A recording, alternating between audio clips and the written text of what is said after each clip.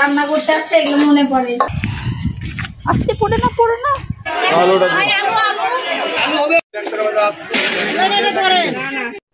আসসালামু আলাইকুম আমার প্রিয় দর্শক মন্ডলী, কেমন আছেন সবাই? আশা করি প্রতিদিনই আশা করি যে আপনারা সবাই ভালো আছেন। আল্লাহর রহমতে যেন সবসময় আপনারা সুস্থ থাকেন, এই দোয়াটাই করি। নাড়ি বুড়ি বের হয়ে গেছে মানুষের, না ডিমের। বুঝলাম না বিষয়টা, এরকম হয় সাধারণত ফেটে গেলে, কিন্তু এইটা কি আসলে নষ্ট হয়ে গেছে কি না না ভালো ডিম, এটা আপনারা একটু জানিয়েন তো, কনফিউশনে পড়ে যাচ্ছি। রেখে দিব না খাবো? এটা কিন্তু খালি ফেলে দাও। ওই জন্যই যখন সিদ্ধ করতে দিই তখনই নাড়ি বুড়িগুলো বেরোতে থাকছিল, মানে হচ্ছিল, নাড়ি বুড়িগুলো বেরোচ্ছিল। তো তারপরে আবার আর একটা ডিম দিয়ে দিই। এখন এইটা তরকারির মধ্যে আর দিব না।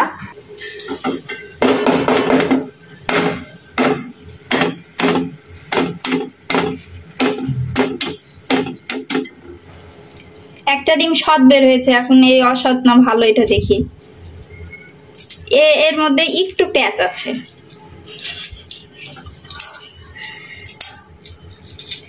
একটু ভাবালা ডিম, এটা একটু প্যাচ আছে, সহজ সরল না।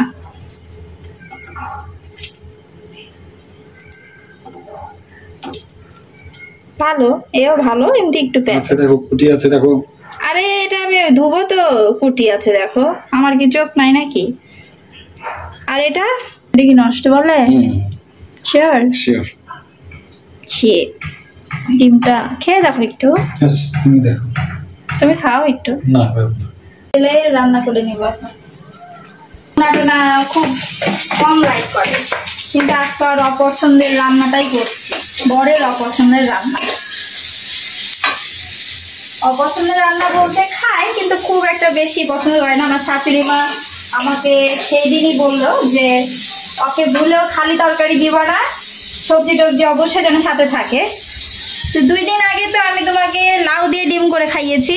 আজকে যেহেতু একটু টাইম শর্টকাট করছি, শর্ট কই, তাও তো কষ্ট করে পেঁয়াজ কত কাটলাম কেটে তো, তাই নাকি? মানে যাই হোক, ভিউয়ারদেরকে একটা কথা বলে দিই যে ডিমটার জন্য আপনাদের কাছে পরামর্শ চাইছিলাম যে আসলে ডিমটা ভালো কি খারাপ, না পেরে ডিমটাকে অর্ধেক করে কাটলাম এবং 2 জন শেয়ার করে খেলাম। ভালোই ছিল না গো ডিমটা। ডিম নষ্ট হয়ে গেলে একটা জিনিস বুঝবা, ডিম নষ্ট হলে কখনোই সিদ্ধ হবে না, ঘোলাটাই থেকে যাবে ভিতরে।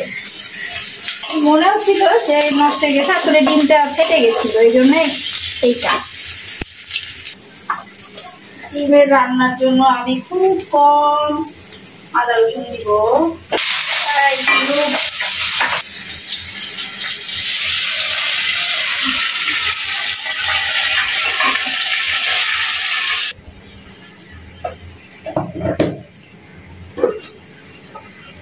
ওহো, এই যে মরিচের গুঁড়া ঢেলেছিলাম, চামচটা ভেতরে দিয়ে গেছে, কি করবো? আরে অন্য মাছ দিয়ে বাইরে গেলে করো। অন্য চামচ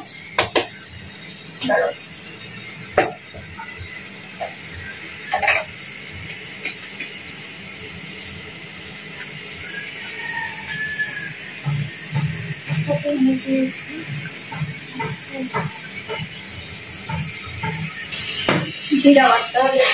জিরা গুঁড়া শেষের দিকে রান্না করতে আসতে এগুলো মনে পড়ে, মশলা শেষ, জিরা শেষ, আদারওয়াইজ কোনো সময়তেই মনে থাকে না।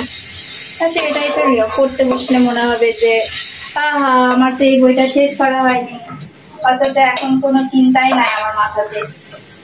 মাটি বাজে গেছি, যা নিজেকে নিজেই বলে দিলাম। মশলা কষানো শেষ, ডিম দিয়ে দিলাম।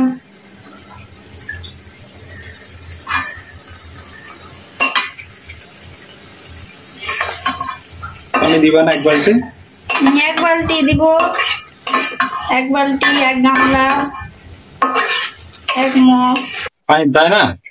দিব পরে। পানি দিতে হয় না। আমি কি রান্না পারি না নাকি? আমার রান্নার চ্যানেলও আছে, রুয়াস কুকিং গ্যালারি। আপনারা কেউ চাইলে সেটা ফলো করতে পারেন আর দেখতেও পারেন যে কি কি রান্না বান্না আছে, আপনাদের হেল্প হতে পারে।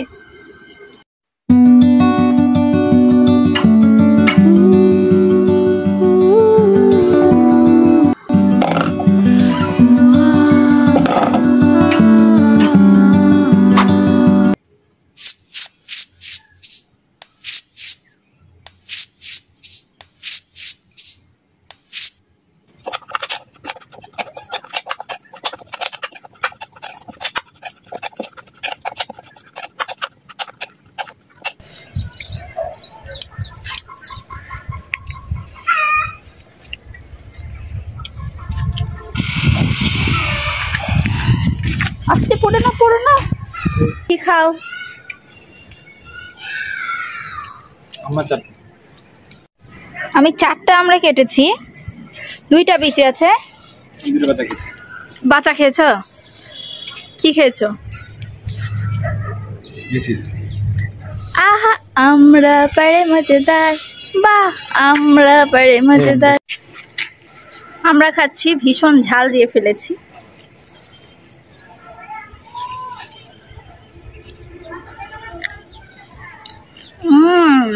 বাটি নিয়ে বসেছে।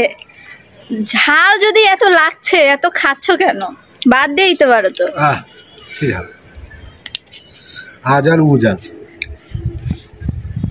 দে, একবার আগুন বের হচ্ছে ঝাল খেয়ে, ইয়ার মতো, ডাইনোসরের মতো। আগুন নিবা তাই পানি দিয়ে, পানি ले आओ, कोई पानी ले आओ, আগুন ধর গায়া, আগ লাগ গায়া। কি পরিমাণ ওর ঝাল লাগছে, বললো যে ডাইনোসরের মতো ধোঁয়া বের হচ্ছে। এরকম করো, তাহলে ধোঁয়া বের হবে। ডাইনো। আর খাবে না? শেষ? দম শেষ? আজকে অনেক মজা করলাম আমরা নিয়ে। ভিডিওটা কেমন লাগে অবশ্যই জানাবেন কমেন্টের মাধ্যমে। আর ভুল ত্রুটি হলে অবশ্যই ক্ষমা চোখে দেখবেন। সত্যি আমরা খেয়ে পুরো দামড়া হয়ে গেছি। এত ঝাল দিয়েছে বাপরে বাপ, আমরা মাখাতে এত ঝাল, মুখ চোখ মনে হচ্ছে জ্বলে যাচ্ছে। সব খেয়ে আমার জন্য এইটুকুটা এতটাই খাও, হেবি ঝাল।